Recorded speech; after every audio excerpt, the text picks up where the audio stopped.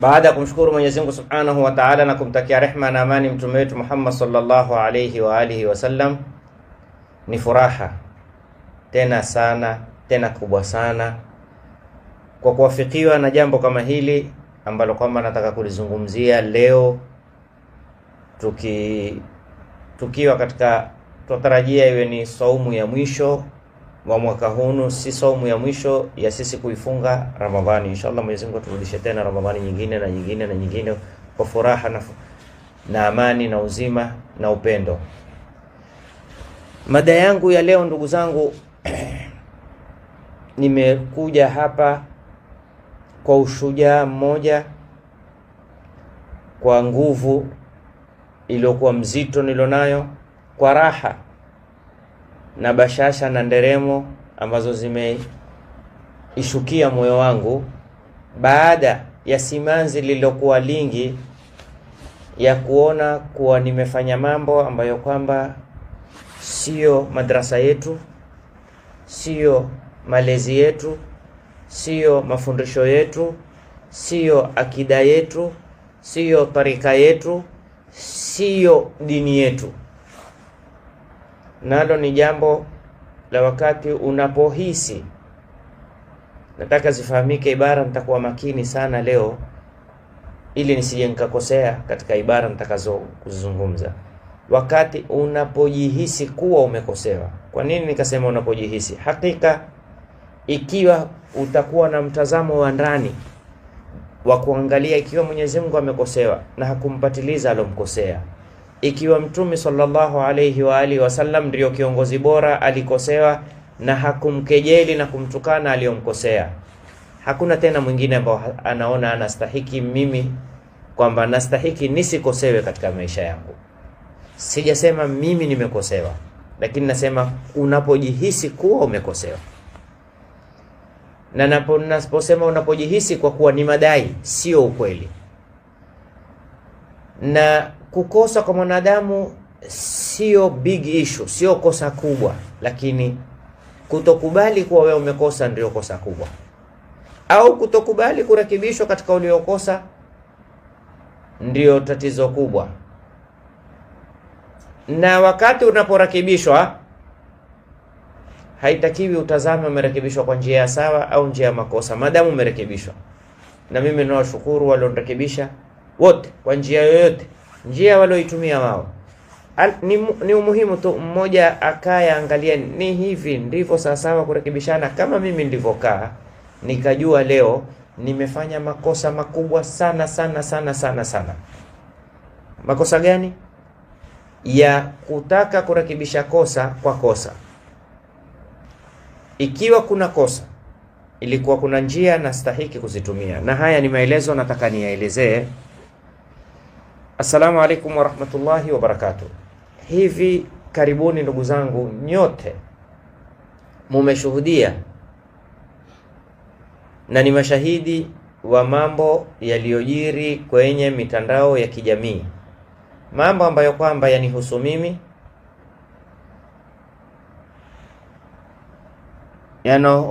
mambo ambayo kwamba yanaonihusu mimi katika yale niliyoyasema kuhusu au kuizungumzia ofisi ya mufti, sawa ikiwa ni upande wa ofisi au baraza la ulama. Yale niliyoyazungumza baada ya kukaa na kutafakari, na mara nyingi mwanadamu sengine hufanya kupitia hisia fulani, emotion fulani, hasira fulani, tatizo fulani. Baada ya kukaa na kuyatafakari na kuyaangalia kwa busara, na pia kupata maelezo kwa huyu na yule, Mwenyezi Mungu awajaze kheri wale walokuja wakaweza kuninasihi, wakaweza kunielezea, wakaweza kunitanabahisha kwa njia ambayo kwamba niliyoisema kwenye kile nilichokiita ujumbe wangu kwa mufti wa Zanzibar juu ya wasaidizi wake. Yani baada ya kutoa ule ujumbe nikarudi nikakaa nikaufikiria na kupata wenye busara na wa uchambuzi wa alfadhi yatafattatu alibarat.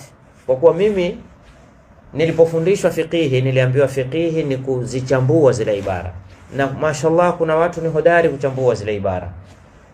Kukaa na mimi ili tuzirudie sisi wenyewe zile ibara, nikakuta haya ambayo kwamba nitakao kuelezea yanaofuatia.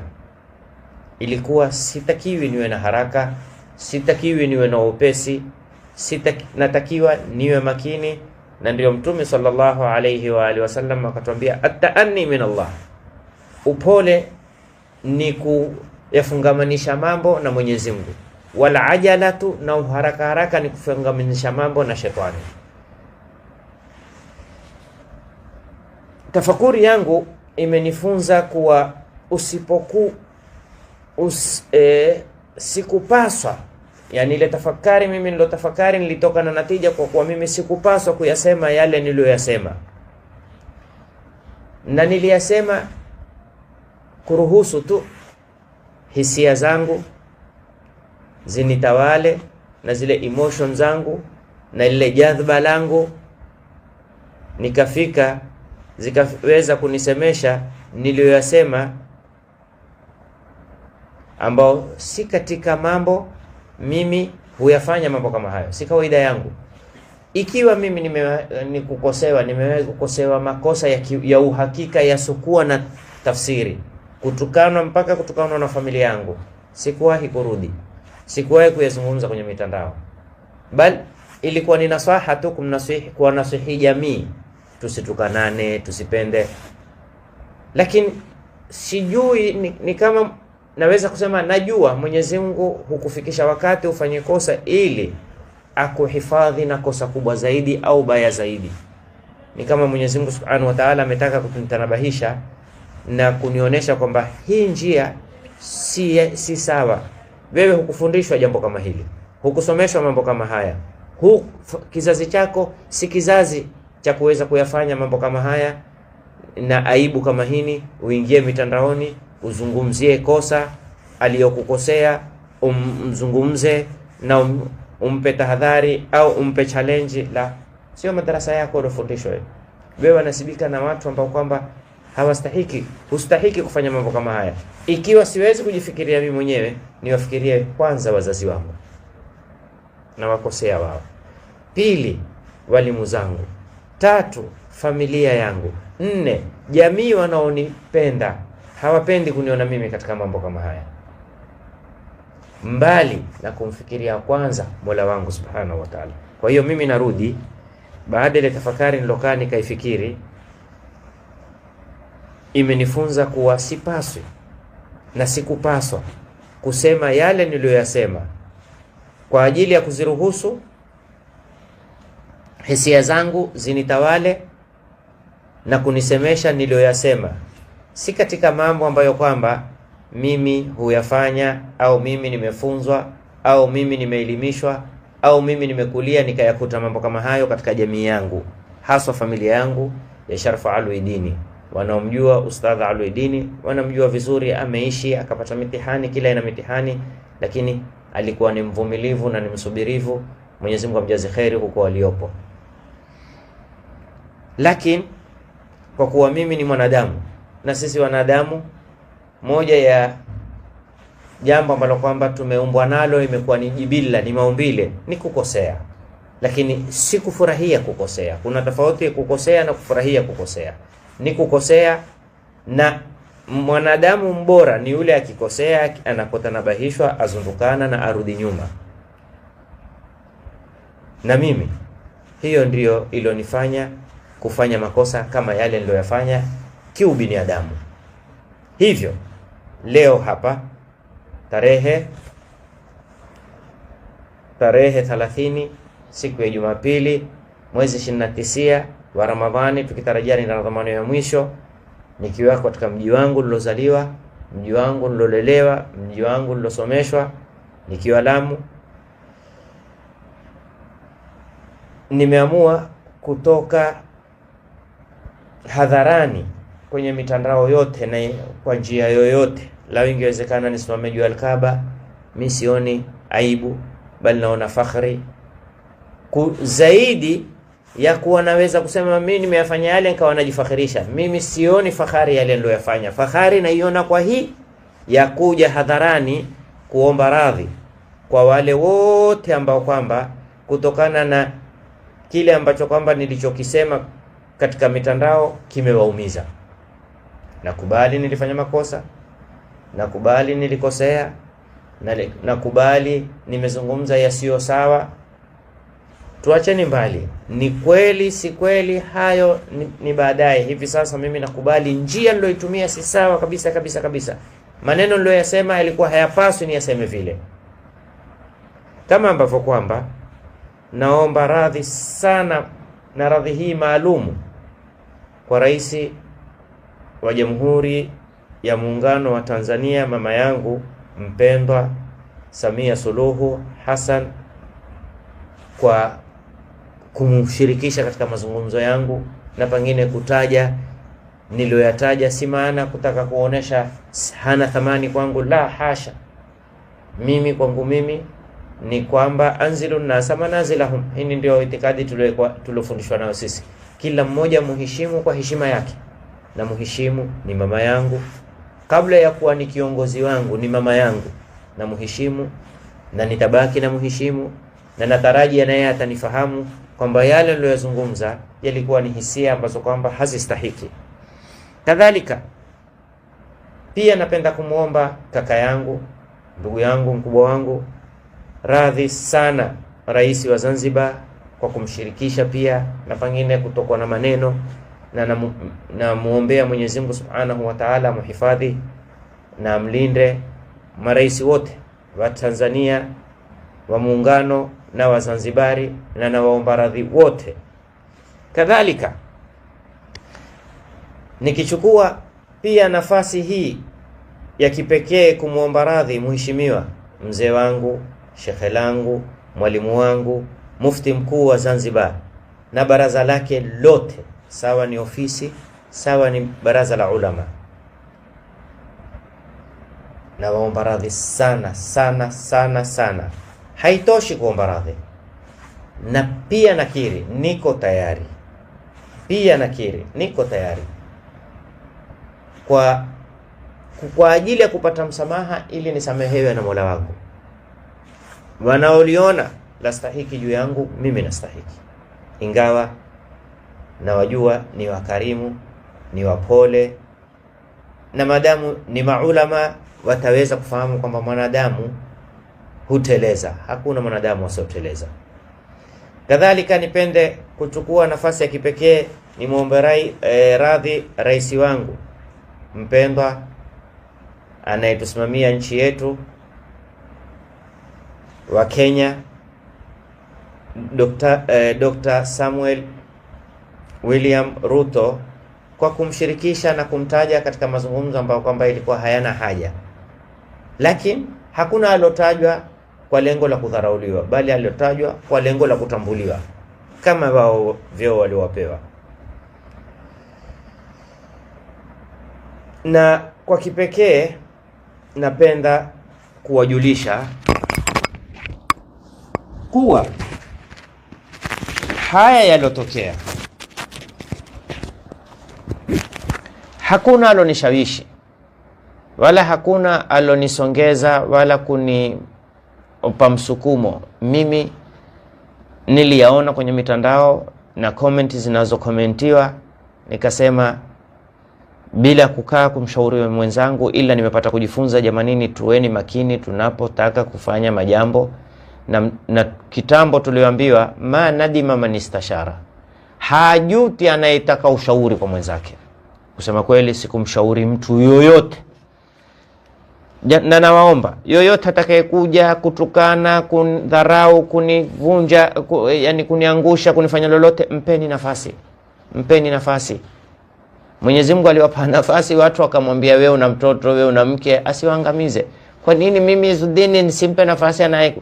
Kwa hiyo nawaomba wale wapenzi wangu, kwanza nawaomba radhi kwa kuwaingiza na nyinyi kuwashirikisha mkawa na hisia mbaya na fikra mbaya kwa baraza la mufti na ofisi ya mufti, pengine na mufti mwenyewe, na waomba radhi, na waomba radhi, na nawaomba radhi, na nawaomba kama mimi nimewaomba wao radhi, msiwachukulie chuki, msiwachukulie vibaya, msiwachukulie hasira. Na yoyote atakayekuja hivi sasa, iwe nkunikejeli mimi, iwe nkunitukana mimi, iwe ni kunivunjia heshima mimi, kwanza mimi sistahiki kuheshimiwa kwa haswa kwa hili nilolifanya, na sistahiki kuadhibiwa. Lakini nawaomba tafadhali msimtukane anayenitukana, tuwaombeane tu. Mwenyezi Mungu azidi kutuongoza, na Mwenyezi Mungu atuweke sehemu ambayo kwamba yastahiki, na Mwenyezi Mungu atupe tanabuhi tunapokosea, turudi nyuma, wala tusiwe na tabia ya kuona kuomba msamaha ni udhaifu, bali tuwe na tabia ya kwamba kuomba msamaha ni ukubwa na ni ezi na ni utukufu. Wallahi, lau mungejua furaha nilonayo ya Mungu kuniafikia nikaomba msamaha, mimi nalia kwa furaha, sili kwa kujuta, nalia kwa kufurahi. Alhamdulillah, ningekufa kabla kuomba huu msamaha, sijui ningekutana na Mungu kwa hali namna gani. Na siombi msamaha kwamba ati kwa sababu nyingine yote. Wallahi Mungu ananijua. Naomba msamaha kwa kuwa sikulelewa katika nyumba ya watu kuwakosea watu kwenye mitandao. Sikulelewa katika madrasa inaujua kumtukana anayekutukana au kumvunjia heshima anayekuvunjia heshima. Bali mimi sijavunjiwa heshima, mimi sijatukanwa, mimi sijaambiwa jambo lolote. Kwa nini niingie kwenye mitandao? Nikaona kwa nini mimi leo nimeweza kuja kuwataja watu wao hawajaweza kunitaja kwenye mitandao. Nimelelewa katika nyumba ambao kwamba tulikihusuya tumpenda anayetuchukia.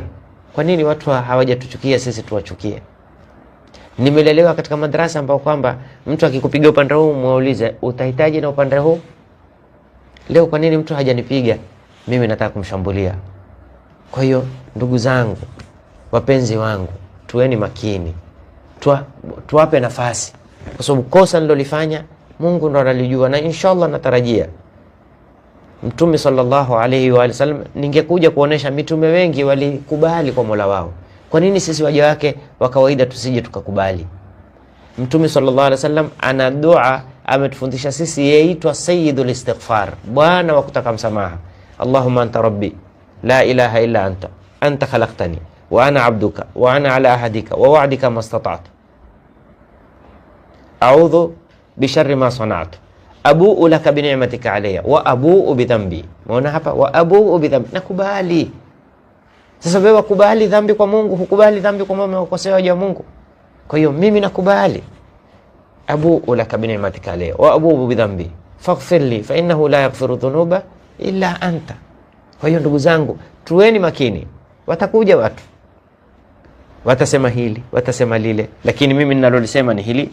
Yale yote yalojiri yalipaswa kwanza kuwa ni mazungumzo yangu mimi na mzee wangu. Nimwendee mufti, nizungumze naye, nimweleze, nimsikilize ushauri wake, au nitafute mtu yoyote aweze, kwa mimi siwezi kumfikia, anaweza kumfikia, azungumze nao.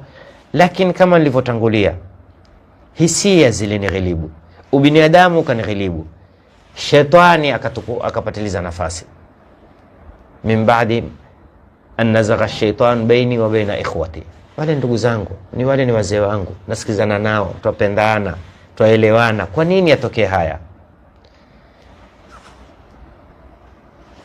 Yalikuwa hayahitaji kuwa ni mazungumzo au maneno ya hadharani. Kwa hiyo nawaomba radhi sana na sana na sana ofisi, kwanza mufti mwenyewe, mufti mkuu wa Zanzibar na ofisi yake na baraza la ulama, sana sana sana sana, na nakiri kosa kubwa sana nililowafanyia. Nakiri na narudi, hatuko katika masala ninao shuhuda au sinao shuhuda, hayo tu yateni.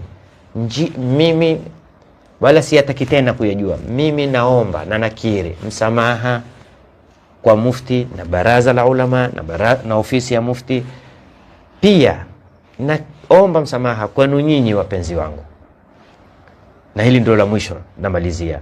Mwisho niwaombe radhi wale wapenzi wangu wote popote pale walipo ulimwenguni, kuumia na yale mlioyashuhudia ambayo kwa haki walitaraji kuona nikishughulikia migogoro iwe inayonihusu au vinginevyo kwa namna nzuri zaidi kuliko hii. Yani wao walikuwa watarajia waone mimi kama kuna migogoro yote naishughulikia kwa njia nzuri, sio njia hii. Kuna watu najua limewakwaza, ni wapenzi wangu, wamesikitika sana na waomba radhi sana, na inshallah na waahidi hili litakuwa ni yai la jogoo. Jogoo kwa umri wake huzaa mara moja, na hili kosa hili inshallah hamtoliona kukariri kwangu mimi, hamtoliona kutokea kwangu mimi. Na nawaomba sana msichoke mkiniona nimekosea kuniambia kwa njia mtakayo. Mimi nafurahia kurekebishwa kuliko kupongezwa. Jaza yenu kwa wale wote walionipongeza, jaza yenu kwa Mwenyezi Mungu Subhanahu wa Ta'ala. Mwenyezi Mungu awape kila la khairi, awaepushie kila la shari. Allahumma arina al-haqqa haqqan warzuqna ittiba'a wa arina al-batila batilan warzuqna ijtinaba birahmatika ya arhamar rahimin. Hii klipu haina malengo ila kuomba msamaha. Ahsantum wa jazakumullahu khair.